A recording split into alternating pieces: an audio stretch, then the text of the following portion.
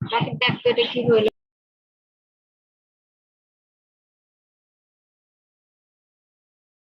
কাজ করতেছে না কেন?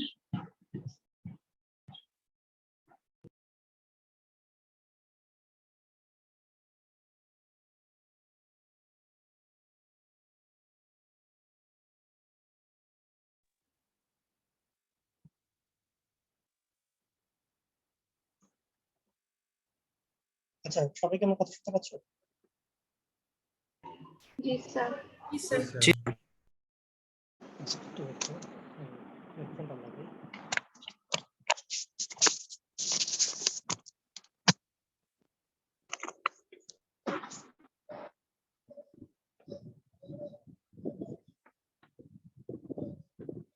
আচ্ছা, তো তোমাদের সাথে আমি একটা ফোল্ডার শেয়ার করেছি। তোমরা একটু দেখবা, ওই গত ক্লাসগুলো রেকর্ডিং গুলো এখানে আছে। এবিসি সব রেকর্ডিং থাকবে একসাথে, সবাইকে অ্যাক্সেস দেওয়া আছে। তোমাদের কাছে একটা মেইল যাওয়ার কথা। আমি অলরেডি আপলোড করে দিয়েছি আমি তোমাদের যে ফাইলগুলো ছিল। তো টেক ওয়াইজ এগুলো প্রত্যেক দিন তোমাদের ফোল্ডার সেকশন ওয়াইজ আলাদা করে আপলোড করা থাকে।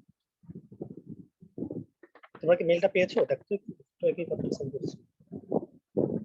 জি স্যার। জি স্যার পেয়েছি। আচ্ছা, তাহলে ওই ফোল্ডারটা অ্যাক্সেস করতে পারবো। আমরা শুরু করি। আমরা গত ক্লাসে ইন্টারাপ্ট নিয়ে কথা বলছিলাম। তো এটা নিয়ে একটু আমরা কথা বলি, আরেকবার একটু রিভিউ করি, যেহেতু আমাদের এটা গত ক্লাসে শেষের টপিকটা ছিল। আমাদের এটা আইডিয়াটা ছিল এরকম যে আমরা বলেছিলাম যে এগুলো যদি ডিভাইস হয়, দেখো যে আমরা এই ছবিটা যাই, এই ছবিটাতে দেখো যে প্রতিটা ডিভাইসেরই একটা লোকাল বাফার থাকে। ঠিক আছে, তো লোকাল বাফার থাকে। তো নরমালি যেটা করা হয়, তুমি যখন কিবোর্ডে কোনো টাইপ করতেছো, ওই তোমার কিবোর্ডে টাইপ করা ডাটাটা এই তার লোকাল বাফারে স্টোর হতে থাকে।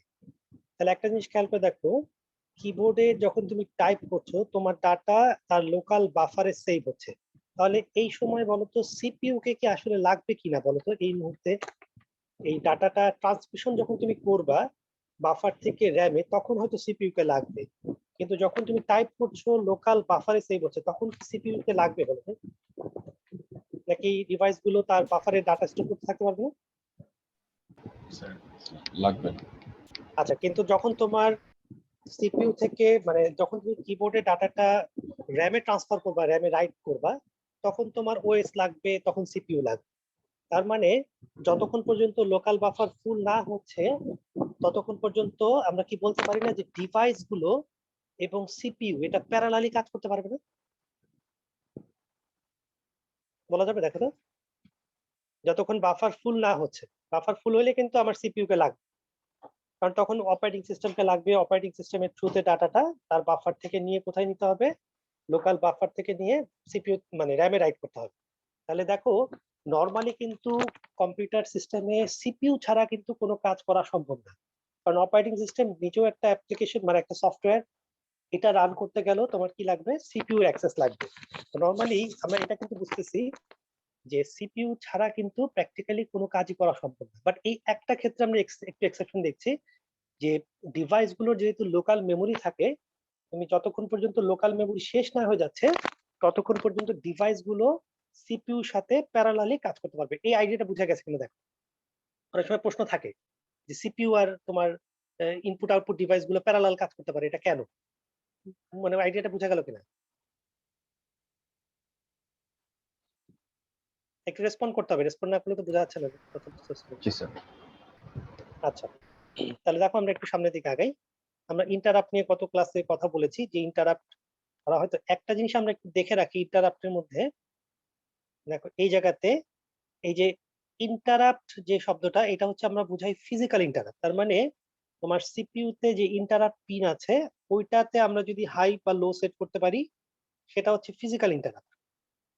আর তুমি যদি চিন্তা করে দেখো যে কোনো একটা সফটওয়্যার, ধরো এই মুহূর্তে একটা প্রিন্ট করতে চাচ্ছি, আমাকে একটা জিনিস বলো তো, কোনো একটা সফটওয়্যার কি সরাসরি প্রিন্টারকে অ্যাক্সেস করতে পারবে? আমরা কিন্তু গত ক্লাসে একটা ছবি দেখেছি যে হার্ডওয়্যারের সাথে কিন্তু সফটওয়্যার বলো বা ইউজারের বলো কোনো সরাসরি সম্পর্ক নেই, সম্পর্ক আছে শুধু কার? অপারেটিং সিস্টেমের। তাহলে এই যে এই ছবিটা যদি আমরা আরেকবার দেখি, দেখো এই যে এই ছবিটা দেখো, এই যে কম্পিউটার হার্ডওয়্যারের সাথে কি এই অ্যাপ্লিকেশন প্রোগ্রাম বা সফটওয়্যারের সম্পর্ক আছে, সরাসরি ডাইরেক্ট কানেকশন আছে? তাহলে না তুমি স্যার। তাহলে তুমি হ্যাঁ, চিন্তা স্যার। করো যে এখানকার মাইক্রোসফট ওয়ার্ড যদি একটা প্রিন্টারে ডাটা পাঠাতে চায়, কিভাবে পাঠাবে? মাইক্রোসফট ওয়ার্ডের পক্ষে কি ডাটা পাঠানো সম্ভব কিনা প্রিন্টারের কাছে? তাহলে কি করতে পারবে দেখো, মাইক্রোসফট ওয়ার্ড ওএস কে তার ডাটা হ্যান্ড ওভার করে দিবে। ঠিক আছে, যে এই ডাটাটা প্রিন্টারে পাঠাও। তাহলে দেখো ওএস ধরো অন্য কাজ করতেছে, তাহলে ওয়ার্ড যদি তাকে তার ডাটা হ্যান্ড ওভার করে দিতে চায় ওএস এর কাছে, তাহলে তাকে কি করতে হবে? এই ওএস কে ইন্টারাপ্ট করতে হবে না, নাকি হার্ডওয়্যার কে ইন্টারাপ্ট করবে? কোনটা করবে বলো তো? হার্ডওয়্যারকে তো তুমি ইন্টারাপ্ট করতে পারছো না, কারণ তুমি হার্ডওয়্যার দেখতেই পাচ্ছ না। তো তুমি বড়জোর কি করতে পারবা? এমএস ওয়ার্ড বড়জোর অপারেটিং সিস্টেমকে ইন্টারাপ্ট করতে পারবে। এই যে অপারেটিং সিস্টেমকে ইন্টারাপ্ট করলাম, তখন অপারেটিং সিস্টেম কি করবে? তোমার কাছ থেকে ডাটাটা রিসিভ করে সে আবার এই কম্পিউটারের হার্ডওয়্যার যেটা আছে প্রিন্টারের কাছে ডাটাটা পাস করে দিবে। তাহলে তুমি যদি সফটওয়্যার হও বা ইউজার হও, তুমি কিন্তু সরাসরি হার্ডওয়্যারকে ইন্টারাপ্ট করতে পারছো না বা সিপিইউ কে ইন্টারাপ্ট করতে পারছো না। তাহলে তুমি যেটা ইন্টারাপ্ট করতে পারবে সেটা হচ্ছে তুমি ওএস কে ইন্টারাপ্ট করতে পারবে। তো ওএস কে ইন্টারাপ্ট করাকে আমরা বলি সফটওয়্যার ইন্টারাপ্ট, বা এটার আরেকটা নাম হচ্ছে ট্র্যাপ। ঠিক আছে, তার মানে অ্যাপ্লিকেশন প্রোগ্রাম গুলো হচ্ছে ট্র্যাপ করতে পারবে। আর অপারেটিং সিস্টেম নিজে যেহেতু হার্ডওয়্যার দেখতে পাচ্ছে, সে যে কোনো ডিভাইস বলো বা সিপিইউ কে বলো, সে ইন্টারাপ্ট করতে পারবে। এটুকু পার্থক্য বোঝা গেল কিনা ট্র্যাপ আর ফিজিক্যাল ইন্টারাপ্টের মধ্যে? ট্র্যাপ হচ্ছে ওএস কে ইন্টারাপ্ট করা, সফটওয়্যার ইন্টারাপ্ট। ঠিক আছে, ওএস তোমার ইন্টারাপ্টে রেসপন্ড করবে, তোমার কাছ থেকে জিনিসপত্র বুঝে নিয়ে তারপর সে ডিভাইসের সাথে কমিউনিকেট করবে। তাহলে এই দুইটা হচ্ছে পার্থক্য। আসলে একটা জিনিস বোঝা যাচ্ছে যে অপারেটিং সিস্টেমের টোটাল কাজটা হচ্ছে ইন্টারাপ্ট ড্রিভেন। এটাকে বলা যাবে না যে দেখো অপারেটিং সিস্টেমকে সারাক্ষণ ইন্টারাপ্ট করতেছে সফটওয়্যার, অপারেটিং সিস্টেমে আবার সারাক্ষণ ইন্টারাপ্ট করতেছে কাকে বলতো? সিপিইউ কে ইন্টারাপ্ট করতেছে না? জি স্যার। তাহলে কি আমি দেখো তো এই লাইনটা জাস্টিফাইবল কিনা যে অপারেটিং সিস্টেম হচ্ছে তোমার, এই যে এই লাইনটা দেখো, এই যে অপারেটিং সিস্টেম হচ্ছে ইন্টারাপ্ট ড্রিভেন, দেখো তো এই লাইনটা বোঝা যায় কিনা?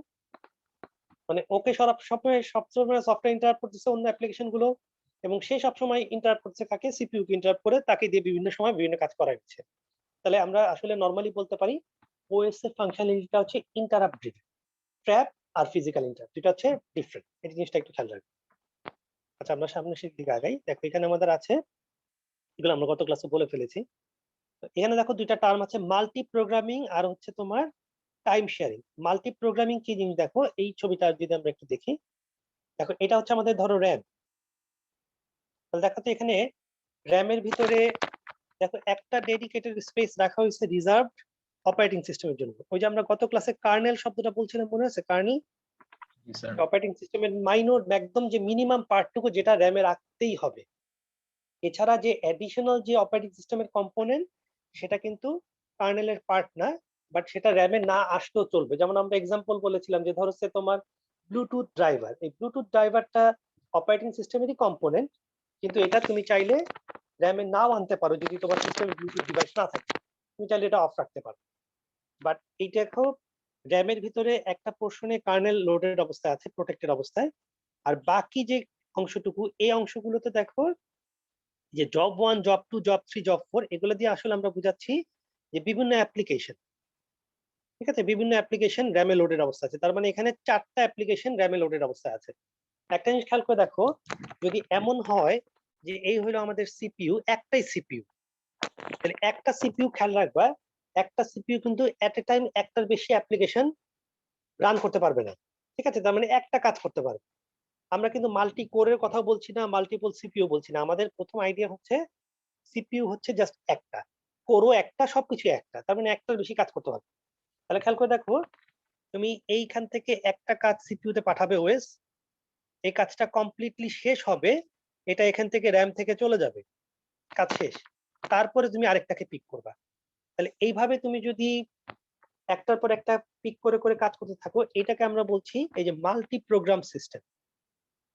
মানে তোমার র্যামে একাধিক অ্যাপ্লিকেশন আছে, কিন্তু প্রবলেম হচ্ছে তুমি এট এ টাইম একটার বেশি অ্যাপ্লিকেশন রান করতে পারছো না। একটাকে রান করে তা শেষ করে তারপর আরেকটা যাচ্ছ, আরেকটা শেষ করে সিকোয়েন্সিয়ালি একটার পর একটা তুমি শেষ করতে করতে যাবা।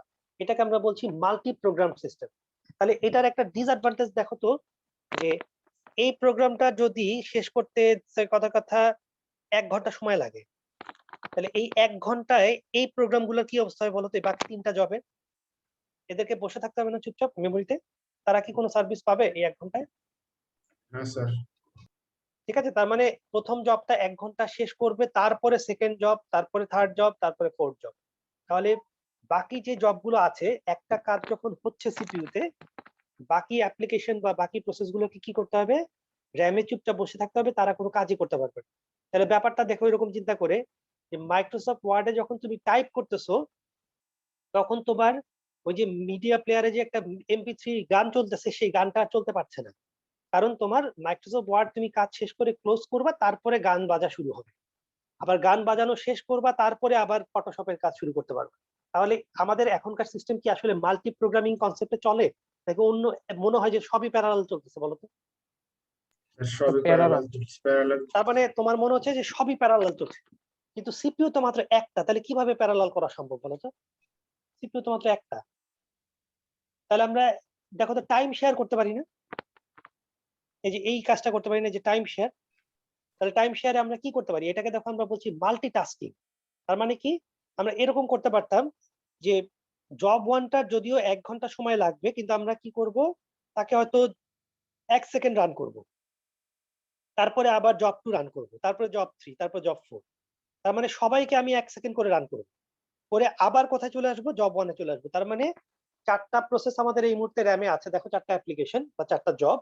তাহলে আমরা সবগুলোকে একটা একটা করে শেষ না করে আমরা একটার পর একটা সিকোয়েন্সিয়ালি রান করতে থাকবো, কিন্তু একটাকে 1 সেকেন্ডের বেশি রান করব। বা আরো কমও রান করতে পারি, হয়তো কয়েক মিলি সেকেন্ডও রান করতে পারি।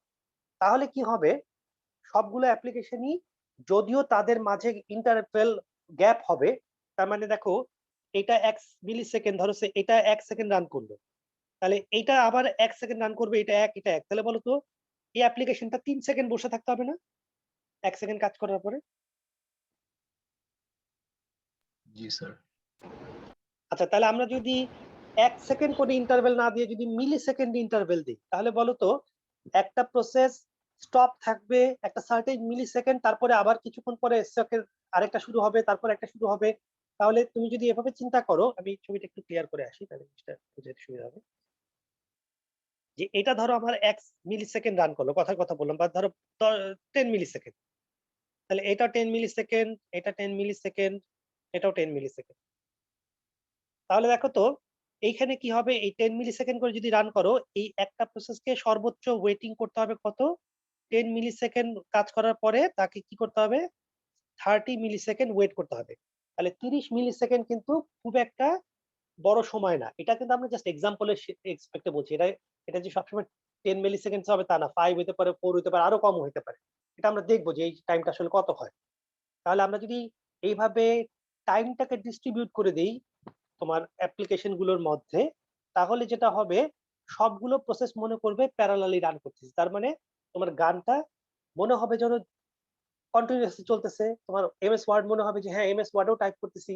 আবার পিছনে হয়তো লাইভ তুমি ক্রিকেট খেলা দেখতেছো, দেখবে যে ওইটাও চলতেছে। ঠিক আছে? তা আমাদের নরমালি কি হয়? আমরা গুগল ক্রোমে অনেক উইন্ডো ওপেন করে বসে থাকি না? জি স্যার। ঠিক আছে? তারপরে কি হয়? দেখা যায় যে ওয়ার্ডও চলতেছে, ফটোশপ চলতেছে, কারো এই অ্যাপ্লিকেশন চলতেছে, ওইটা চলতেছে। তার মানে তোমার কাছে মনে হবে যে সব অ্যাপ্লিকেশনই প্যারালালি রান করতেছে। আসলে কিন্তু অপারেটিং সিস্টেম কি করতেছে বলতো? যদি তোমার সিপিইউ একটা হয়, সেক্ষেত্রে তাকে কি করতে হবে? টাইম শেয়ারিং এ যেতে হবে। তাহলে সিপিইউ একাধিক হলে ডিফারেন্ট অ্যাপ্রোচ, সেটা আমরা পরে দেখবো। বাট আপাতত আমাদের কনসেপ্ট হচ্ছে সিপিইউ একটা। সো অপারেটিং সিস্টেমের অবজেক্টিভ হচ্ছে আমরা আইদার মাল্টি প্রোগ্রামিং করতে পারি, একটা একটা করে সিকোয়েন্সিয়ালি অ্যাপ্লিকেশন রান, অথবা আমরা টাইম শেয়ারিং এ যেতে পারি, যে ইন্টারভেল দিয়ে দিয়ে আমরা কি করব? প্রসেস গুলোকে রান করতে থাকবো, অ্যাপ্লিকেশন গুলোকে রান করতে থাকবো। আচ্ছা, এটা বোঝা গেল কিনা? দেখো টাইম শেয়ারিং আর মাল্টি প্রোগ্রামিং পার্থক্য বোঝা গেল? জি স্যার।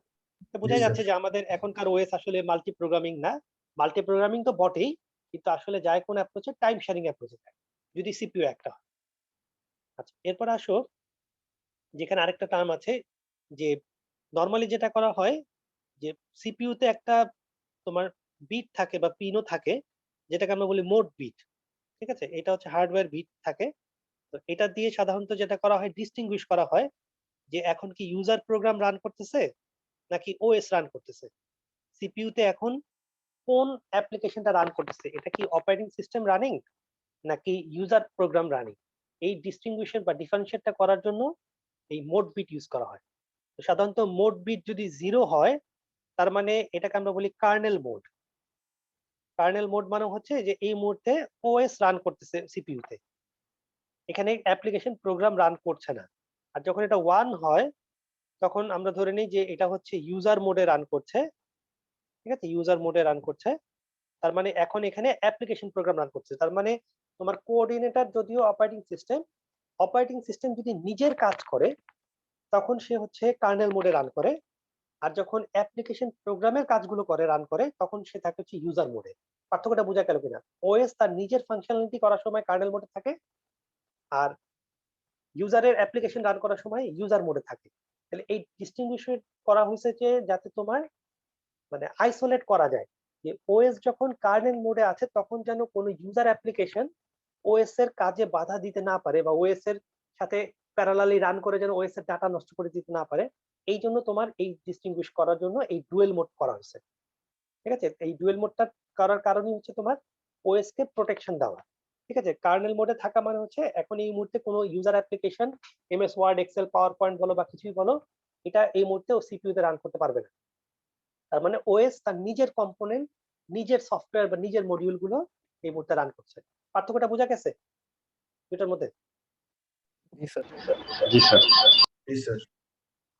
তাহলে দেখো আমরা এখন তাহলে মোটামুটি বেসিক কনসেপ্টটা বুঝলাম। তাহলে এখন আমরা একটু ফান্ডামেন্টাল জিনিস একটু দেখার চেষ্টা করি। তোমরা যখন সি তে কোনো একটা প্রোগ্রাম লিখো, এই প্রোগ্রাম কি আসলে বলো তো? সাম সার্টেন ল্যাঙ্গুয়েজে লেখা কোড না? এটা হায়ার লেভেল ল্যাঙ্গুয়েজে তুমি একটা কোড লিখছো, কোড লিখে একটা সামথিং ডট সি দিয়ে সেভ করে রেখে দিছো, এটাকে আমরা বলছি প্রোগ্রাম। আচ্ছা ধরো তুমি এখন এটাকে কম্পাইল করলা, হ্যাঁ কম্পাইল করলে কি হয়, একটা এক্সিকিউটেবল ফাইল তৈরি হয় না? যদি আমি অপারেটিং সিস্টেম উইন্ডোজ ইউজ করি .exe ফাইল তৈরি হয় না? জি স্যার। আচ্ছা তাহলে .exe ফাইলটা তৈরি হলো, .exe ফাইলটা ডিস্কে আছে, ঠিক আছে। তার মানে প্রোগ্রামটা কম্পাইলড অবস্থায় ডট এক্সিকিউটেবল তৈরি হয়ে গেছে, এটা তুমি এখনো রান করোনি, এটা ডিস্কে স্টোরেজ অবস্থায় আছে। তাহলে যতক্ষণ একটা কোড ডিস্কে স্টোর অবস্থায় থাকবে ততক্ষণ আমরা এটাকে বলবো প্রোগ্রাম। আর যেই মুহূর্তে তুমি প্রোগ্রামটাকে ডাবল ক্লিক করলা তখন কি হবে, এই প্রোগ্রামটাকে অপারেটিং সিস্টেম কি করবে, এটাকে র্যামে লোড করবে। তাহলে যখনই তোমার প্রোগ্রামটাকে র্যামে লোড করা হবে তখন এটাকে আমরা আর প্রোগ্রাম বলবো না, তখন আমরা এটাকে বলবো প্রসেস, ঠিক আছে। তাহলে আমরা কি বলবো, প্রোগ্রামকে যখন তুমি এক্সিকিউশনে নিয়ে যাবা তখন এটাকে আমরা আর প্রোগ্রাম না বলে কি বলবো, প্রসেস বলবো। প্রসেস বলা মানে এটা এখন র্যামে জায়গা নিয়ে নিয়েছে এবং ওএস এর একটা দায়িত্ব চলে আসছে যে এই প্রসেসটাকে, ওই যে আমরা একটু আগে টাইম শেয়ারিং বললাম, তার মানে টাইম শেয়ারিং করে করে এটাকে কি করতে হবে, রান করতে হবে। তাহলে প্রসেস আর প্রোগ্রামের মধ্যে পার্থক্য বোঝা গেল কিনা দেখো। প্রোগ্রাম হচ্ছে নিরীহ এন্টিটি, কোনো ধরনের এক্সিকিউশন মোডে নাই, জাস্ট সিম্পল ডিস্কে স্টোরড অবস্থায় আছে। যখনই তুমি ডাবল ক্লিক করে এটাকে এক্সিকিউট করলা এটাকে এখন আমরা আর প্রোগ্রাম বলবো না, এটা র্যামে জায়গা নিয়ে নিবে। তাহলে দেখো যখনই তুমি কোনো একটা প্রোগ্রামকে রান করবা ওএস কি করে, এই প্রোগ্রামটার জন্য এরকম কয়েকটা সেগমেন্ট অ্যালোকেশন করে মেমোরিতে, stack segment, data segment, text segment, ঠিক আছে। তাহলে এই টেক্সট সেগমেন্টের ভিতরে থাকে হচ্ছে ওই প্রোগ্রামটার কোড গুলো থাকে, ঠিক আছে। ডাটা সেগমেন্টের ভিতরে থাকে হচ্ছে ধরো সে তোমার প্রোগ্রামের ভিতরে তুমি ইন্টিজার কিছু মেমোরি ভ্যারিয়েবল ডিক্লেয়ার করেছো, ফ্লোট ভ্যারিয়েবল ডিক্লেয়ার করেছো, লিংক লিস্ট ডিক্লেয়ার করেছো। তার মানে তোমার প্রোগ্রামের ভিতরে যত মেমোরি রিকোয়ারমেন্ট, এই টোটাল মেমোরি রিকোয়ারমেন্টটা হচ্ছে এই ডাটা সেগমেন্টের মধ্যে থাকে। তার মানে তোমার এখানে দেখা হলো তুমি 10টা ভ্যারিয়েবল ডিক্লেয়ার করেছো ইন্টিজার, তার মানে তোমার এখানে 20 বাইট জায়গা লাগবে, তাই না? ইন্টিজার কত বাইট নেয় বলো তো দেখি, কারো মনে আছে ইন্টিজার ভ্যারিয়েবল কয় বাইট নেয়? 4 বাইট। 4 বাইট নেয় নাকি 2 বাইট নেয়? আমার তো মনে পড়ছে 2 বাইট, 4 বোধহয় ফ্লোট নেয়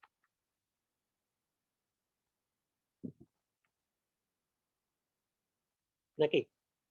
আমার তো মনে পড়ছে ইন্টিজার 2 বাইট নেয়। এনিওয়ে আমরা ওইটা আমাদের এখন ওই মানে কারেক্টলি মনে করার দরকার নেই। আমরা যতদূর চিন্তা করতে চাচ্ছি সেটা হচ্ছে যে তুমি যখন তোমার প্রোগ্রামের ভিতরে 10টা ইন্টিজার ভ্যারিয়েবল ডিক্লেয়ার করেছো, 5টা ফ্লোট ভ্যারিয়েবল, 2টা অ্যারে, হ্যাঁ 4টা লিংক লিস্ট, তাহলে এই প্রোগ্রামটা তুমি যখন রান করবা এই ভ্যারিয়েবল গুলোকে মেমোরিতে জায়গা দিতে হবে না?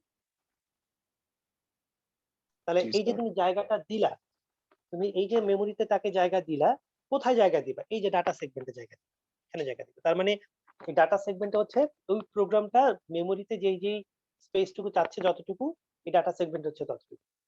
আচ্ছা, তারপরে দেখো স্ট্যাক সেগমেন্ট। বলো তো একটা প্রোগ্রাম রান করার জন্য স্ট্যাক লাগে কেন? কেউ বলতে পারবা একটা প্রোগ্রাম রান করতে স্ট্যাক কি লাগে কিনা? নাকি স্ট্যাক ছাড়া প্রোগ্রাম রান করা যায়? যে কোনো একটা প্রসেসকে রান করতে গেলে স্ট্যাক কেন লাগে বলতে পারবা? স্যার কারেন্ট যেসব এক্সিকিউশন হইতেছে ওগুলা সেভ করে রাখার জন্য স্ট্যাকটা দরকার। মানে তোমার যেই সিকোয়েন্স অফ অ্যাক্টিভিটি, এটাকে তুমি যদি স্ট্যাকে সেভ না করো, তাহলে তো তুমি একটা ফাংশনে কল করলে ফাংশন থেকে ফেরত আসতে পারবে না। জি স্যার। আর তোমাকে ট্র্যাক রাখতে হবে। তো ইনফ্যাক্ট তুমি যখন রিকার্সিভ কল করে কি হয় বলো তো, নিজেকে বারবার কল করতেছো, কিন্তু তোমাকে ট্র্যাক রাখতে হবে না যে আবার একটু পরে কলটা রিটার্ন করলে কোথায় ফেরত আসবে, ওই জায়গায় ভ্যারিয়েবল গুলো কি ছিল সব রেকর্ড রাখতে হবে না? জি স্যার। তার মানে স্ট্যাক না থাকলে কিন্তু তুমি আসলে ট্রেস রাখতে পারবে না যে তুমি একটা ফাংশন থেকে আরেকটা ফাংশনে গেলা, তারপরে তো আবার ফেরত আসতে হবে। এই জন্য স্ট্যাকও কিন্তু দরকার।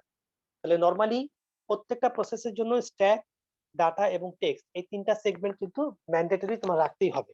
আর যে মাঝখানে গ্যাপ দেখতেছো, এটা হচ্ছে তোমার ইনকেস যদি কোনো কারণে দেখা যায় তোমার একটা প্রসেস রান টাইমে একটা তার নতুন একটা ভ্যারিয়েবল ডিক্লেয়ার করলো, অথবা লিংক লিস্টের একটা নতুন নোড ক্রিয়েট করলো, সেই জন্য এই মাঝখানে একটু স্পেস অ্যাডিশনাল রাখা হয় যাতে তুমি অ্যাডিশনাল মেমোরিটাকে হ্যান্ডেল করতে পারো। তো একটা জিনিস আমরা বুঝতে পারছি যে যখনই তুমি একটা কোনো প্রোগ্রামকে রান করবা, এক্সিকিউট করবা, তখন মনে রাখবা ওই প্রোগ্রামটার জন্য একটা প্রসেস আইডি অ্যালোকেশন হয়। এটা তোমরা অলরেডি ল্যাব 1 এ বোধহয় 2-1টা সেকশনে হয়েছে। যে প্রত্যেকটা প্রসেসের একটা ইউনিক প্রসেস আইডি থাকে, ঠিক আছে? যে আইডিটা দিয়ে অপারেটিং সিস্টেম ডিটেক্ট করে যে এই প্রসেসটা মানে কিভাবে হ্যান্ডেল করতে হবে, ঠিক আছে? সো প্রত্যেকটা প্রসেসের একটা প্রসেস ইউনিক আইডি থাকে, এবং প্রত্যেকটা প্রসেসের জন্য এই সেগমেন্ট গুলো অ্যালোকেশন হয়। তাহলে একটা জিনিস খেয়াল করে দেখো, আমরা এইরকম একটা ছবি দেখি, চিন্তা করি এই ছবিটা দেখো। এটা হচ্ছে আমাদের মাইক্রোসফট ওয়ার্ড, এই যে প্রসেস, এই যে এইটা এ। তাহলে তুমি মাইক্রোসফট ওয়ার্ড ডাবল ক্লিক করলা, মাইক্রোসফট ওয়ার্ড রান হয়ে গেল। তাহলে এটা হচ্ছে আমাদের ধরো পিআইডি 5, ঠিক আছে, এমএস ওয়ার্ড। আচ্ছা, এটার জন্য দেখো তো, এটার জন্য ওই যে তিনটা সেগমেন্ট আছে না, ওই যে স্ট্যাক তারপরে তোমার ডাটা আর হচ্ছে টেক্সট সেগমেন্ট, ঠিক আছে কিনা? জি স্যার। আচ্ছা, এখন দেখো এই মাইক্রোসফট ওয়ার্ডের আমি ধরো একটা ফাইল নিয়ে কাজ করতেছি, আমি চাইলে মাইক্রোসফট ওয়ার্ডে আরেকটা ফাইল ওপেন করতে পারি না? তাহলে আরেকটা ফাইল ওপেন করলে কি আরেকটা উইন্ডো তৈরি হয় না? জি স্যার। আচ্ছা, তাহলে যে উইন্ডোটা তৈরি হলো, বলো তো এটা দেখতে হুবহু মাইক্রোসফট ওয়ার্ডের মতোই না, নাকি কোনো আলাদা কোনো কিছু আছে নাকি, নাকি এক্স্যাক্টলি মাইক্রোসফট ওয়ার্ডই, জাস্ট আরেকটা ফাইল ওপেন আছে? জি স্যার। আচ্ছা, তাহলে দেখো এই প্রসেস এ থেকে আমি আরেকটা প্রসেস বি তৈরি করলাম, তাহলে এটার পিআইডি কি একই থাকবে নাকি চেঞ্জ হয়ে যাবে? এই প্রসেসটার পিআইডি আলাদা হবে না? জি স্যার। জি স্যার। তাহলে ধরো এটা হচ্ছে 6, ধরো এটা 6 দিলাম, তাহলে বলো তো এইটার জন্য তাহলে আলাদা স্ট্যাক, ডাটা এবং টেক্সট সেগমেন্ট থাকবে না, কারণ প্রসেস তো। জি স্যার। তাহলে খেয়াল করে দেখো, প্রসেস আইডি 5 এবং 6 তাদের মধ্যে রিলেশন হচ্ছে প্যারেন্ট চাইল্ড মনে হচ্ছে না দেখতে?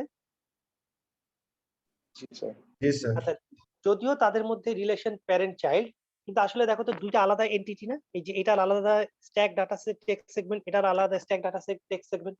তাহলে দুইটা প্রসেস যদি দেখতে একদম আইডেন্টিক্যালও হয়, তাহলে বলো তো তারা টোটালি ডিফারেন্ট না? জি স্যার। জি স্যার। ঠিক আছে, এই জিনিসটা খেয়াল রাখতে হবে যে প্রসেস কিন্তু তুমি যখন একটা প্রোগ্রামকে রান করবা, দুইটা আলাদা আলাদা প্রসেস তো ডেফিনেটলি আলাদা, বুঝাই যাচ্ছে। গুগল ক্রোম আর এমএস ওয়ার্ড তো সেম না। ইভেন গুগল ক্রোমের যদি তুমি 10টা উইন্ডো ওপেন করো, প্রত্যেকটা উইন্ডো হচ্ছে আলাদা আলাদা তোমার প্রসেস হিসেবে এক্সিকিউশন হবে। তাহলে প্রসেস মানে হচ্ছে প্রত্যেকটার জন্য স্ট্যাক, টেক্সট এবং ডাটা সেগমেন্ট আলাদা।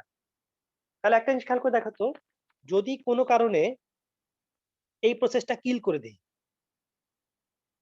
তাহলে কি এটাও কিল হবে কিনা বলো তো? এটাও কি কিল হবে কিনা? না স্যার। না স্যার। দেখতে যদিও প্যারেন্ট চাইল্ড রিলেশন মনে হচ্ছে, কিন্তু খেয়াল রাখবা না স্যার। যে প্যারেন্ট কিল হলেও কিন্তু চাইল্ড কিন্তু কোনোভাবে কিল হবে না, কারণ চাইল্ড কিন্তু আলাদা প্রসেস এবং তার সেগমেন্ট গুলো আলাদা। তাহলে অপারেটিং সিস্টেম কিন্তু প্যারেন্ট যদি কোনো কারণে কিল হয়েও যায়, চাইল্ডকে কিন্তু কিল করবে না, কারণ এটা হচ্ছে সেপারেট প্রসেস। সো এটা বলার উদ্দেশ্য একটা, যে একটা প্রসেস তুমি যদি ক্রিয়েট করো, র্যামে সেটা জায়গা নিবে, এবং তার জন্য এই যে তিনটা সেগমেন্ট আমরা দেখালাম, এবং ওই প্রসেসের যদি তুমি মাল্টিপল ইনস্ট্যান্সও তৈরি করো, কপিও তৈরি করো, তারপরও তারা কিন্তু টোটালি আলাদা প্রসেস। একটা উইন্ডো ক্লোজ করলে কিন্তু আরেকটা উইন্ডো কোনোভাবেই ক্লোজ হবে না। এই জিনিসটা বোঝা গেল কিনা দেখো, এটা কিন্তু খুবই সিগনিফিকেন্ট, এটা আমাদের লাগবে কাজে থ্রু আউট দি ইয়েতে, যে প্রসেস গুলো হচ্ছে টোটাল এন্টিটি হিসেবে আলাদা। আচ্ছা, একটা জিনিস খেয়াল করো, লিনাক্সের ক্ষেত্রে খেয়াল করে দেখবা, লিনাক্স হচ্ছে তোমার এইরকম প্যারেন্ট চাইল্ড রিলেশনশিপ মেনটেন করে। উইন্ডোজ কিন্তু এরকম প্যারেন্ট চাইল্ড রিলেশনশিপ মেনটেন করে না, লিনাক্স আবার এটা করে। তো নরমালি দেখো এই পিআইডি 5 থেকে এটা আমরা কিল করলাম না, পিআইডি 5 থেকে পিআইডি 6 তৈরি হয়েছে না? তাহলে এখানে লিনাক্স আসলে কি ট্র্যাক রাখতেছে বলো তো? 6 এর প্যারেন্ট কে? 5 রাইট, 6 এর প্যারেন্ট হচ্ছে 5, তাই তো? আচ্ছা, sir. তাহলে 6 এর প্যারেন্ট যদি 5 হয়, তাহলে যদি তুমি কোনো কারণে এই 5 কে কিল করে দাও, তাহলে দেখো তো এই যে বাকি সবাই, এই যে এরা যারা এই যে 6 এর পরে ধরো এটা হচ্ছে 7, এটা ধরো 8, এটা হচ্ছে 9, তার মানে আমরা একটা উইন্ডো থেকে কন্ট্রোল এন দিয়ে দিয়ে অন্য অন্য উইন্ডো তৈরি করতেছি। তাহলে একদম উপরে প্যারেন্ট কারা বলো তো? উপরে প্যারেন্ট ছিল পিআইডি 5 না, যেটা Sir. তুমি যদি কোনো কারণে এই প্রসেসটাকে কিল করে দাও, লিনাক্স যেটা করে, লিনাক্সে একটা প্রসেস আইডি আছে, এটাকে আমরা বলি ইনিট, এটা পিআইডি হচ্ছে 0 অথবা 1, আমার এক্স্যাক্টলি খেয়াল নেই, সম্ভবত 0। তাহলে পিআইডি 0, ঠিক আছে? পিআইডি হচ্ছে 0, এটা পিআইও হয়ে গেছে, এটা পিআইডি হবে, পিআইডি হচ্ছে 0। তাহলে নরমালি যেটা করা হয় যে যদি প্যারেন্ট চাইল্ড রিলেশনশিপ থাকে আর প্যারেন্ট যদি কোনো কারণে কিলড হয়ে যায়, তাহলে লিনাক্স যেটা করে, এই যেই প্যারেন্ট যেটা কিল হলো এই প্যারেন্টের জায়গায় এই ইনিটকে প্যারেন্ট করে দেয়। তার মানে আমি যদি এইভাবে জিনিসটা চিন্তা করি, ধরো এটার পিআইডি হচ্ছে 6, এটার পিআইডি হচ্ছে 7, তার মানে 6 হচ্ছে 7 এর হচ্ছে কি বললাম, প্যারেন্ট। তাহলে যদি কোনো কারণে এটা কিল হয়, তাহলে ইনিট যে প্রসেসটা আছে, এই ইনিট প্রসেসটা হয়ে যাবে এটার প্যারেন্ট। তার মানে আসলে প্রসেসটা কিল হওয়ার কোনো সুযোগ নেই, তাই না? প্যারেন্ট কিল হয়ে গেছে, কোনো অসুবিধা নাই, ইনিট হয়ে যাবে তার প্যারেন্ট।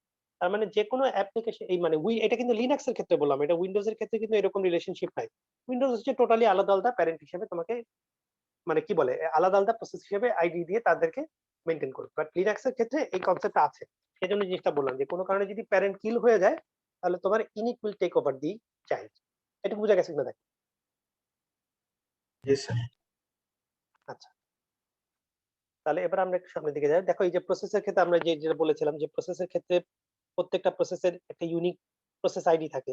এছাড়া যে এখানে যেমন এই যে ইউজার আইডি থাকে, গ্রুপ আইডি থাকে, এগুলো অত সিগনিফিকেন্ট এই মুহূর্তে না, সেজন্য আমরা যাচ্ছি না। একটা জিনিস শুধু খেয়াল রাখবা, সেটা হচ্ছে এটা ধরো একটা প্রসেস P1, এটা ধরো একটা প্রসেস P2। প্রোগ্রাম কেন বলছি না বলতো? প্রোগ্রাম না বলে প্রসেস কেন বলছি? আর এক্সিকিউটিভ Executable. রাইট, মানে এটা এক্সিকিউট আমি হয়ে আস- গেছে, হয়ে গেছে। এক্সিকিউট হয়ে গেছে র‍্যামে, স্ট্যাক ডাটা টেক্সট সেগমেন্ট আছে, এই যে স্ট্যাক ডাটা টেক্সট সেগমেন্ট আছে। তাহলে এই দুটা প্রসেস টোটালি আলাদা এন্টিটি। তারা যদি কোনো কারণে তাদের ডাটা শেয়ার করতে চায়, এই যে এই ডাটা যদি ডাটা শেয়ার করতে চায়, এটা খেয়াল রাখবে যে তারা যদি কোনো কারণে ডাটা শেয়ার করতে চায়, তাদেরকে ইন্টার প্রসেস কমিউনিকেশন, এটা আমরা পড়বো। আইপিসি থ্রুতেই শুধুমাত্র তুমি একটা প্রসেস আর একটা প্রসেসের সাথে ডাটা শেয়ার করতে পারবে। সরাসরি কিন্তু তারা একটা চাইলেই একজন আরেকজনের সাথে ইন্টারাকশন করতে পারবে না। তাদেরকে স্ট্যান্ডার্ড প্রোটোকল আছে আইপিসি, এই প্রোটোকল ফলো করে তাদেরকে কি করতে হবে, ডাটা শেয়ার করতে হবে। তো আমরা দেখবো যে ইভেন আমরা যদি উইন্ডোজও যদি একটা অ্যাপ্লিকেশনের সাথে ডাটা শেয়ার করতে চাই, তখনও সে আইপিসি ইউজ করে। আমরা দেখবো যে প্রসেস কিভাবে একটার সাথে একটা ডাটা শেয়ার করে। আপাতত আমরা ধরে নিচ্ছি প্রসেসটা ইন্ডিভিজুয়াল, তাদের সাথে কোনো ইন্টারাকশনের দরকারই নাই, তারা আলাদা আলাদা এন্টিটি, তারা আলাদা আলাদা কাজ করতেছে, ইটস ওকে, কোনো অসুবিধা নেই। ডাটা শেয়ারিং এ যখন আমরা যাব, তখন আমরা দেখবো যে আইপিসির ব্যাপারগুলো কিভাবে আসবে। আচ্ছা, এখন আসো আমাদের একটা ইম্পর্টেন্ট জিনিস, সেটা হচ্ছে সিস্টেম কল। সিস্টেম কল কি জিনিস? আমাদের ক্লাস কয়টায় শুরু হলো? 1:40-এ। কয়টা পর্যন্ত হবে? স্যার না, 2:40 আমাদের ক্লাস শুরু হলো কয়টা? 1:40? 50 50 হওয়ার কথা ছিল। ও সরি, 1:50-এ শুরু হয়েছে, 1:50-এ শুরু হয়েছে। তার মানে আমাদের ক্লাস শুরু শেষ হবে হচ্ছে 2:40-এ। আচ্ছা ঠিক আছে, 2:40-এ আবার বিসির সাথে ক্লাস আছে, সেজন্য দেখি না।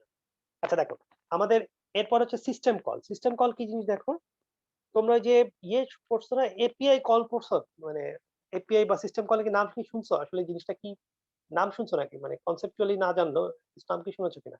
এপিআই কল বা সিস্টেম কল? স্যার এপিআই কলের নাম শুনেছি। আচ্ছা, এটা জিনিসটা হচ্ছে, আমি আইডিয়াটা বলি, খুবই সহজ। আমরা একটা জিনিস বারবার কিন্তু বলছি যে কোনো অ্যাপ্লিকেশন সফটওয়্যার হার্ডওয়্যার অ্যাক্সেস করতে পারে না, ঠিক আছে? এখন ধরো একটা অ্যাপ্লিকেশন প্রোগ্রামের হার্ডওয়্যার অ্যাক্সেস করার দরকার পড়ে, তার মানে সে একটা ডিভাইস অ্যাক্সেস করতে চাচ্ছে, একটা ডিসপ্লেতে ডাটা পাঠাতে চাচ্ছে, অথবা প্রিন্টারে ডাটা পাঠাতে চাচ্ছে, ঠিক আছে, অথবা কোনো একটা মাউস থেকে সে ডাটা নিতে চাচ্ছে, হোয়াট এভার ইট ইজ, তার মানে তার ডিভাইস অ্যাক্সেস করা দরকার, অথবা ডিস্কের একটা ফাইল সে ডাটা স্টোর করতে চাচ্ছে। তাহলে ডিস্কের ফাইল স্টোর করতে গেলেও তো তোমার হার্ড ডিস্কের অ্যাক্সেস করতে হবে, হার্ড ডিস্ক অ্যাক্সেস করতে গেলে মানে তো তোমার ডিভাইস অ্যাক্সেস করা।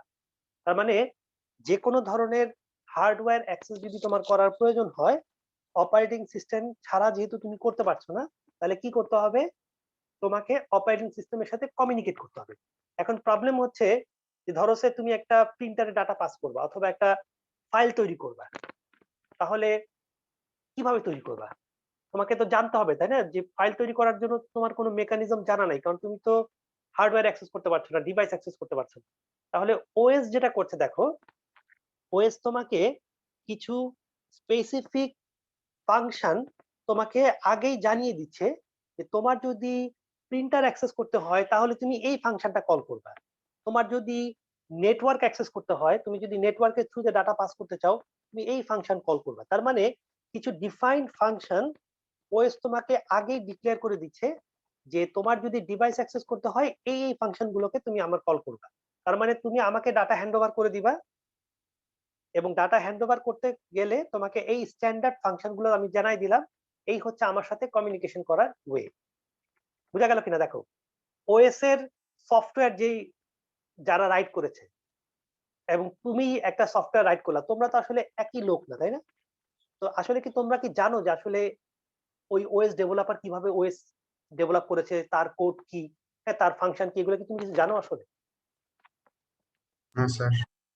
তাহলে তার সাথে কমিউনিকেট করতে গেলে তুমি কিভাবে কাজ করবা?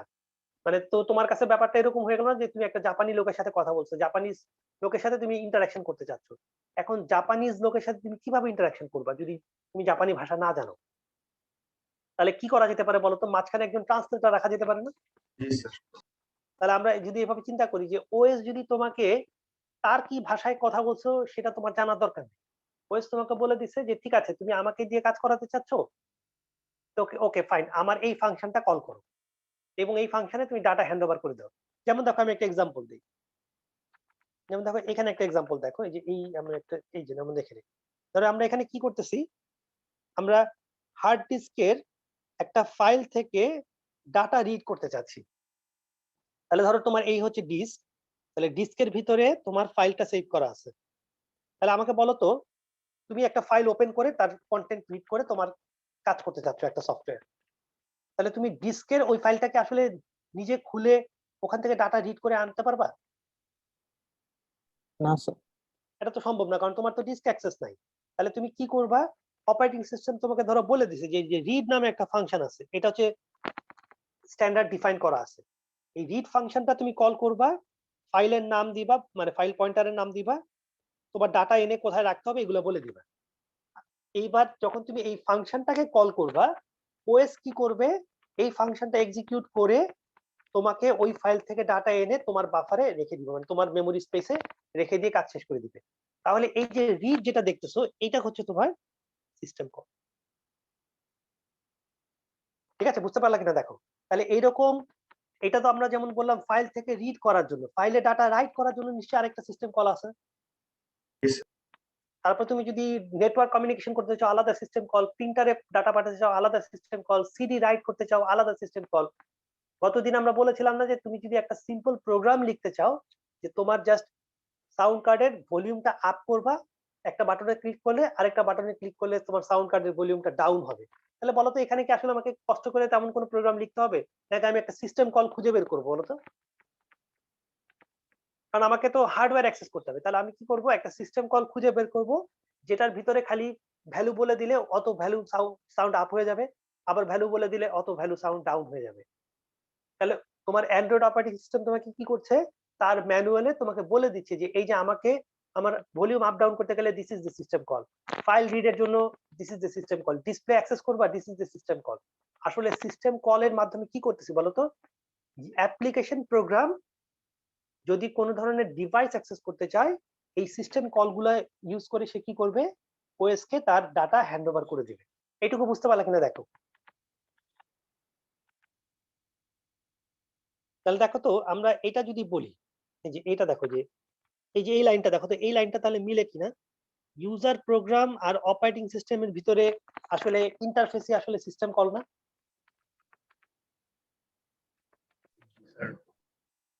আচ্ছা, এখন প্রশ্ন আসতে পারে যে ধরো আমি একটা ডিভাইস অ্যাক্সেস করব, এই যে এই ধরো এই যে এরকম চিন্তা করে দেখো, এই ছবিটাতে যাই, দেখি এখানে কিছু বোঝা যায় কিনা। আচ্ছা, এখানে দেখো এই ছবিটা দেখো, ধরো এখানে মাইক্রোসফট ওয়ার্ড একটা কম্পিউটার হার্ডওয়্যার অ্যাক্সেস করতে চায়, তাহলে তাকে কি করতে হবে? সরাসরি তো অ্যাক্সেস করার কোনো সুযোগ নেই, তাহলে কি করতে হবে? একটা সিস্টেম কল করতে হবে নাকি? জি স্যার। তাহলে সিস্টেম Yes, sir. কল যদি করো, তাহলে বলো তো যখন এমএস ওয়ার্ড রান করতেছো তখন এটা কি কার্নেল মোডে আছে না ইউজার মোডে? বলো তো, ইউজার মোডে আছে। জি স্যার। আচ্ছা, তুমি সিস্টেম কল করলা, তাহলে সিস্টেম কল করলে তোমার সিস্টেম কলটা এক্সিকিউট করবে কে? ওএস এক্সিকিউট করবে না সিস্টেম কলটা? জি স্যার। তাহলে তোমার অবশ্যই সিস্টেমকে কি মোডে যেতে হবে বলো তো? কার্নেল মোডে। কার্নেল মোডে, কারণ কাজটা তো ওএস করবে। ওএস কাজটা শেষ করে, এই হার্ডওয়্যার অ্যাক্সেস করে কাজটা শেষ করে আবার তোমাকে ডাটা ফেরত দিয়ে দিবে না? স্যার। তাহলে ডাটা যখন ফেরত দিবে তখন আবার কোন মোডে চলে যাবে? User User mode. mode. User মোডে। তাহলে দেখো তো এই যে কনসেপ্ট আমরা বললাম, এটাই দেখো তো এই যেটার সাথে মিলে কিনা। দেখো তো আমরা এই ছবিটার সাথে যদি এখন দেখাই, দেখো একটা প্রসেস এই যে ইউজার মোডে রান করতেছে, এই যে ইউজার প্রসেস রান করতেছে, এই জায়গায় এসে তার একটা ডাটা হার্ডওয়্যার অ্যাক্সেস করার দরকার। তাহলে সে একটা সিস্টেম কল রেডি করলো, ওটার মধ্যে প্যারামিটারের মধ্যে তার ডাটা সব হ্যান্ড ওভার করে দিল। হ্যান্ড ওভার করে দিয়ে দেখো এখন ওএস কে ট্র্যাপ করতে হবে না? মানে ওএস কে ইন্টারাপ্ট করতে হবে না, কারণ ওএস তো অন্য কাজও করে থাকতে পারে। জি স্যার। আচ্ছা, স্যার। তাহলে তাহলে তোমার কি করতে হবে? ওএস কে তুমি ট্র্যাপ করলা, এই যে ট্র্যাপ, এটা কিন্তু ফিজিক্যাল ইন্টারাপ্ট, এটা হচ্ছে ওএস কে তুমি ট্র্যাপ করলা। ট্র্যাপ করলে দেখো যে মোড বিট চেঞ্জ হয়ে গেল, মোড বিট 0 হয়ে গেল, তার মানে আমরা এখন এই কার্নেল মোডে চলে আসলাম। মানে ওএস এখন দায়িত্ব বুঝে নিল যে কি ব্যাপার, কি কাজ করতে চাচ্ছে। এখন ওএস কি করলো? তোমার সিস্টেম কলটা নিয়ে এটাকে এক্সিকিউট করবে, করে তুমি যদি ফাইল থেকে ডাটা রিড করতে চাও তাহলে ফাইল থেকে ডাটা রিড করে ওই ডাটাটাকে কি করবে? ইউজারের কাছে আবার হ্যান্ড ওভার করে দিবে। ইউজার মানে কি? ওই যে অ্যাপ্লিকেশন প্রোগ্রামের কাছে। তাহলে তোমার ইউজার প্রসেস সিস্টেম কল করলো, অ্যাপ্লিকেশন প্রোগ্রাম থেকে কন্ট্রোল চলে গেল ওএস এর কাছে, ওএস এক্সিকিউশন করলো তোমার সিস্টেম কলটা, করে ডাটা নিয়ে তোমার কাছে আবার ফেরত আসলো এবং ইউজার মোডে চলে আসলো। ঠিক আছে, তার মানে এক্সিকিউশন ফ্লোটা বোঝা গেল কিনা দেখো তো। তাহলে একটা জিনিস কিন্তু বোঝা যাচ্ছে যে একটা অ্যাপ্লিকেশন যখন হার্ডওয়্যার অ্যাক্সেস করতে চায় বারবার আসলে ওএস কে ইনভলভ করতে হচ্ছে, তাহলে তোমার কম্পিউটারে কন্টিনিউয়াসলি কি হচ্ছে বলতো? ওএস কে বারবার ইনভলভ হতে হচ্ছে না? নাকি ওএস কি রিল্যাক্সড বসে থাকতে পারতেছে আসলে? হ্যাঁ স্যার। তাহলে ওএস দেখো তোমার একটা প্রসেস রান করা শুরু হলো, এই প্রসেসটা একটু পরেই সিস্টেম কল করতে পারে, তখন আবার ওএস কে এই সিস্টেম কলটা করতে হবে, আবার তাকে ডাটা হ্যান্ড ওভার করতে হবে। তাহলে ওএস কে কি করতে লাগতেছে বলতো? কন্টিনিউয়াসলি নজর রাখতে হচ্ছে না ওই ওএস অ্যাপ্লিকেশনটার উপরে, সে কি কোনো দায়িত্ব আমাকে কোনো হ্যান্ড ওভার করতেছে কিনা? Yes, sir. জি স্যার। জি স্যার। তাহলে আমরা গত ক্লাসে বলেছিলাম যে ওএস কে আমরা বলি কন্ট্রোল প্রোগ্রাম। ওএস কে আমরা বলি কন্ট্রোল প্রোগ্রাম, তার মানে একটা প্রোগ্রাম রান করে দিয়ে যে ওএস এর দায়িত্ব শেষ তা কিন্তু না, এটাকে কন্টিনিউয়াসলি মনিটরিং এ রাখতে হচ্ছে। সে কি করতেছে, কোন কোন ইনস্ট্রাকশন এক্সিকিউট করতেছে, কোথায় গিয়ে সিস্টেম কল করতেছে, কতটুকু করলো, আবার কোনো ইনভ্যালিড অ্যাক্সেস করা শুরু করে দিল কিনা। দেখা গেল যে একটা প্রোগ্রাম রান করলা, এই প্রোগ্রামটা তার জন্য যে মেমোরি অ্যালোকেশন আছে তার বাইরে গিয়ে সে আরেকটা প্রোগ্রামের মেমোরি ডাটা অ্যাক্সেস করার চেষ্টা করতেছে, ইনভ্যালিড অ্যাক্সেস, ওই যে ভাইরাস ইনভ্যালিড অ্যাক্সেস করার চেষ্টা করছে, তাহলে তাকে আটকাইতে হবে না? জি স্যার। তার মানে ওএস কে কি করা লাগতেছে? কন্টিনিউয়াসলি একটা প্রসেসকে কিন্তু মনিটর করা লাগতেছে। এটাই কিন্তু বোঝানোর উদ্দেশ্য যে তোমার ওএস কিন্তু একটা প্রোগ্রামকে রান করে দিয়ে সিপিইউ তে দিয়ে দিলাম তা কিন্তু কাজ শেষ না। ওএস নিজে তোমার সিপিইউ তে থেকে ওই প্রোগ্রামের এক্সিকিউশন ফ্লোটাকে কন্ট্রোল করবে। এটাই হচ্ছে মেইন বলার উদ্দেশ্য যে একটা প্রসেসের টোটাল স্টার্টিং থেকে শুরু করে তার এন্ডিং পর্যন্ত টোটাল কাজটা তাকে কি করতে হবে? কন্ট্রোল করতে হবে। আচ্ছা, একটা জিনিস আমাকে বলো তো, ওই যে আমরা যখন টাইম শেয়ারিং দেখছিলাম, টাইম শেয়ারিং মানে কি? একটা প্রসেস কি আজীবন সিপিইউ তে বসে থাকবে? না স্যার। তাহলে ওএস কি করবে বলো তো? এমন হতে পারে না যে এই ছবিটা দেখো, যে এই যে আমরা যদি এই ছবিটা আবার দেখি, দেখো তো এরকম হতে পারে কিনা যে এটা 10 মিলি সেকেন্ড রান করবে, তারপরে ওএস এটাকে বাদ দিয়ে এটাকে 10 মিলি সেকেন্ড রান করতে পারে না? जी सर। জি স্যার। তাহলে একটা জিনিস আমাকে বলো তো, যে এই যে এখানে 4টা প্রোগ্রাম আছে, ঠিক আছে, 4টা প্রোগ্রাম, এমন হতে পারে না যে এটা একটু important program, high priority process হতে পারে না? জি স্যার। जी सर। তাহলে এটাকে হয়তো আগে রান করা লাগতে পারে না, অথবা স্যার। এটাকে 10 মিলি সেকেন্ডের জায়গায় 20 মিলি সেকেন্ড রান করা লাগতে পারে। তাহলে দেখো এই যে 4টা প্রসেসের মধ্যে কোনটাকে আমি আগে রান করব, কোনটাকে পরে রান করব, এখানে একটা শিডিউলিং এর একটা ব্যাপার আছে না? টাইম শেয়ারিং করব ঠিক আছে, বাট শিডিউলিং এর একটা ব্যাপার আছে না? কে আগে যাবে, কে পরে যাবে, কে কতক্ষণ রান করবে, কে কতক্ষণ বসে থাকবে, এটা এখানে একটা সিদ্ধান্ত নেওয়ার ব্যাপার আছে কিনা বলো তো? जी জি सर। স্যার। জি স্যার। তাহলে তাহলে কি একটা জিনিস বোঝা যাচ্ছে? দেখো তো সিপিইউ তো আমাদের একটা, এই একটা সিপিইউর ভিতরেই জি স্যার। অপারেটিং সিস্টেমকেও রান করা লাগতেছে, আবার প্রসেস গুলোকেও রান করা লাগতেছে। তাহলে খেয়াল করে দেখো, অপারেটিং সিস্টেমের একটা মডিউল আছে যেটাকে আমরা বলি প্রসেস শিডিউলিং করার জন্য শিডিউলার, ঠিক আছে? অপারেটিং সিস্টেমের শিডিউলার বলে একটা মডিউল আছে। তাহলে এই মডিউলটাকে কি করা লাগতেছে বলতো? সারাক্ষণ খেয়াল রাখা লাগতেছে না যে এই প্রথমে জব 1 যাবে, তারপরে কে যাবে, তারপরে কে যাবে, সারাক্ষণ তাকে ডিসিশন গুলো নেওয়া লাগতেছে না? জি স্যার। জি স্যার। ঠিক কিনা দেখো তো? আচ্ছা, তাহলে এটা বলার উদ্দেশ্য হচ্ছে যে অপারেটিং সিস্টেমের এই শিডিউলার যেই মডিউলটা, এটাকেও কিন্তু তোমার বারবার কি করা লাগতেছে বলতো? সিপিইউ তে লোড করা লাগতেছে না? जी জি তাহলে স্যার। ওএস কি করতেছে দেখো তো? ওএস হচ্ছে ধরো এটাকে সুযোগ দিল সিপিইউ তে, তারপরে আবার 10 মিলি সেকেন্ড পরে তো আবার ডিসাইড করতে হবে যে এই বাকি তিনটার মধ্যে কোনটা যাবে, তাই না?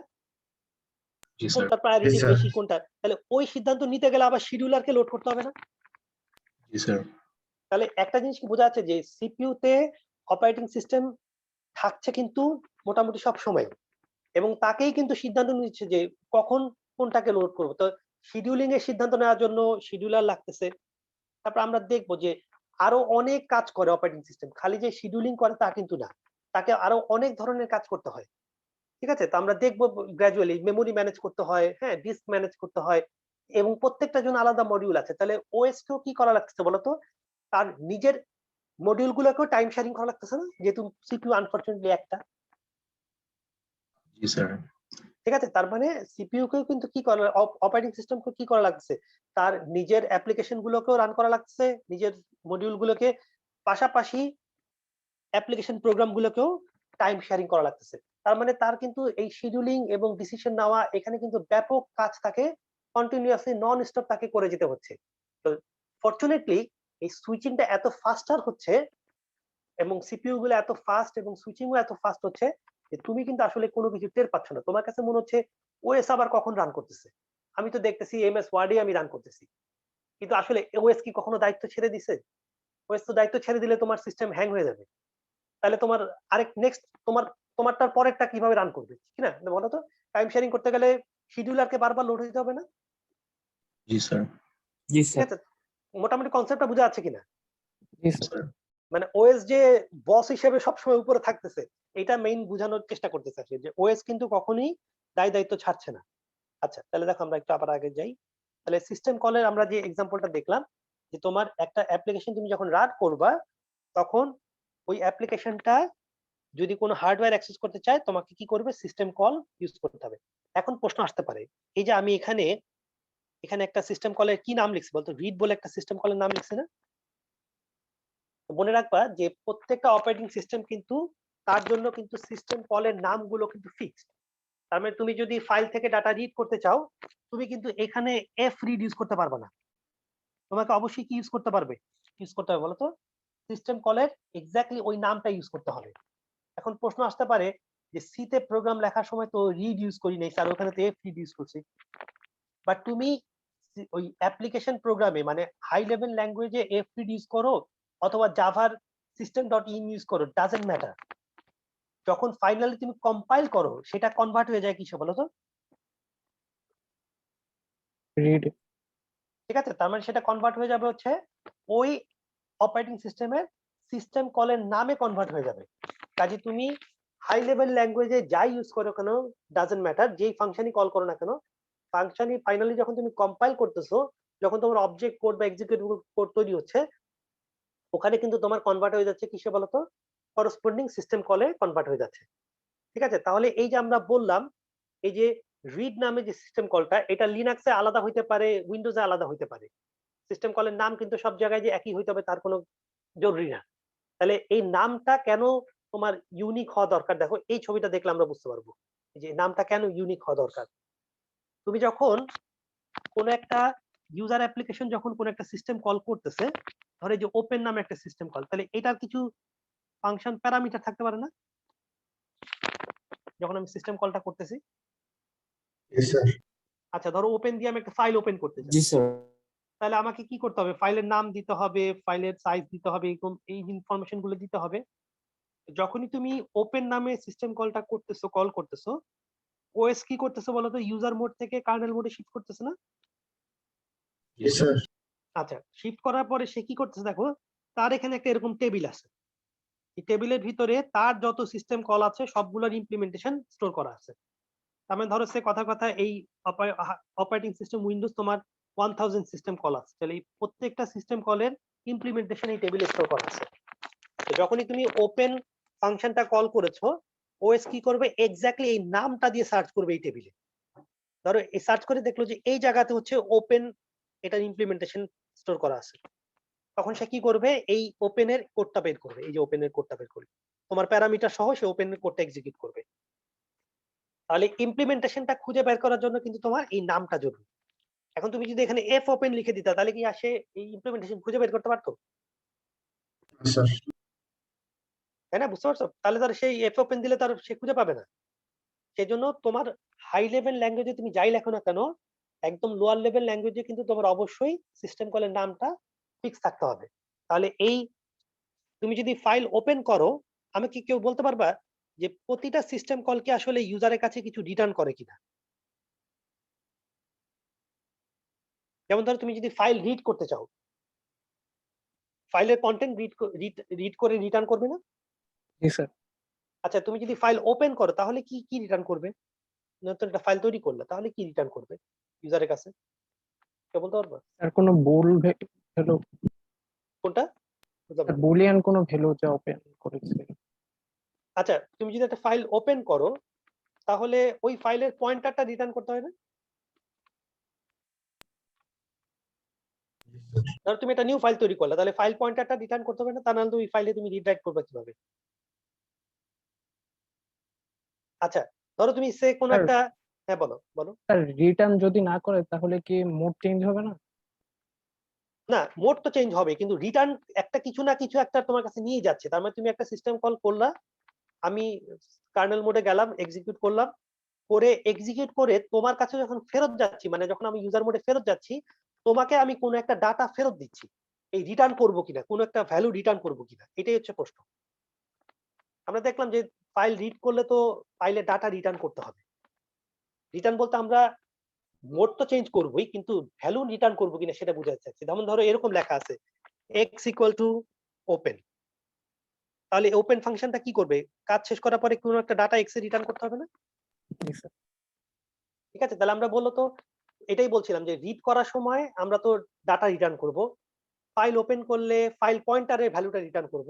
আচ্ছা, যদি আমি কোনো একটা কিছু প্রিন্ট করি, ধরো এরকম লিখলাম x ইকুয়াল টু প্রিন্ট, তারপরে প্রিন্টারের নাম টাম দিয়ে আমি একটা সিস্টেম কল করছি, এখানে কিছু রিটার্ন হবে কিনা বলো দেখি, কি মনে হয়? নাকি এটা তো প্রিন্টারে ডাটা চলে যাবে, এখানে আবার রিটার্ন কি করব? সিস্টেম কল কাজ শেষ করে কি কি করবে? এক্সিকিউট করা হয়েছে ওইটা রিটার্ন করবে। মানে এক্স এর ভিতরে আমি কি রিটার্ন করতে পারি বলতো, যে ওই যে প্রিন্টিংটা সাকসেসফুল হলো কিনা, একটু আগে যেটা একজন বললো যে বুলিয়ান, এই যে এইখানে বুলিয়ান ভ্যালু রিটার্ন করতে পারে, যে তার মানে আমি প্রিন্টারে প্রিন্ট করতে পারলাম কি পারলাম না। আচ্ছা, যে কথা বলছো তার কথাটা কেটে গেছে।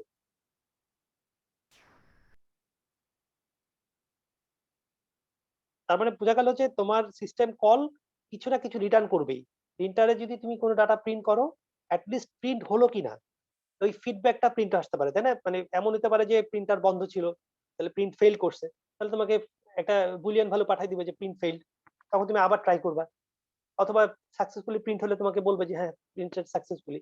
তার মানে আইদার তোমাকে কোনো ডাটা রিটার্ন করবে অথবা কোনো একটা স্ট্যাটাস রিটার্ন করবে। দেখো এটুকু বুঝছো কিনা, দেখো সিস্টেম কল আইদার কোনো ডাটা রিটার্ন করবে অথবা একটা স্ট্যাটাস রিটার্ন করবে।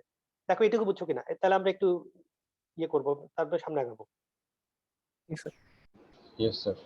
আচ্ছা, তাহলে আমরা এইখানে দেখো এই ইয়েতে একটা এক্সাম্পল আছে, যে এখানে একটা এক্সাম্পল আছে, এখানে একটা এক্সাম্পল আছে। এক্সাম্পলটা তোমরা একটু দেখে চেষ্টা করবা। দেখো আমরা একটু বলেই দিই, যেমন ধরো এই যে এই সিস্টেম কলটা, হ্যাঁ এই সিস্টেম কলটা ফ্লোটা এখানে বলা আছে, দেখো কিভাবে কাজ করছি। এই যে এটা হচ্ছে আমাদের সিস্টেম কল। আমরা কোনো একটা সিস্টেম কল রিড ফাংশনটাকে কল করছি, ফাইল পয়েন্টার দিয়ে দিচ্ছি এবং কোথায় এনে ডাটা রাখবো, মানে এই ফাইলটা থেকে ডাটা এনে এই বাফারে রাখতে হবে। ঠিক আছে, স্যার কত বাইট ডাটা? 40 ক্রস হয়ে গেছে স্যার, 44 বাজে। আমাদের কি 40-এ? ও আচ্ছা আচ্ছা 40-এ কাজ শেষ না? আচ্ছা ঠিক আছে, তাহলে আজকে শেষ করছি, তাহলে এক্সাম্পলটা আমরা আগামী দিন দেখব। ঠিক আছে, তাহলে তোমাদের রেকর্ডিংটা আমি দিয়ে দিব, ক্লাস শেষ করে রেকর্ডিংটা আপলোড করে দিব। ঠিক আছে, আজকে শেষ করছি। কারো প্রশ্ন আছে কোনো? আচ্ছা তোমাদের অ্যাটেন্ডেন্সটা কিন্তু নেওয়া হয়নি আজকে, পার্টিসিপেন্ট লিস্ট থেকে নেওয়া যাবে। তারপর তোমরা এক কাজ করো, একটু চ্যাট বক্সে দিয়ে দাও, Yes, sir. রোল নাম্বারটা দিয়ে দাও।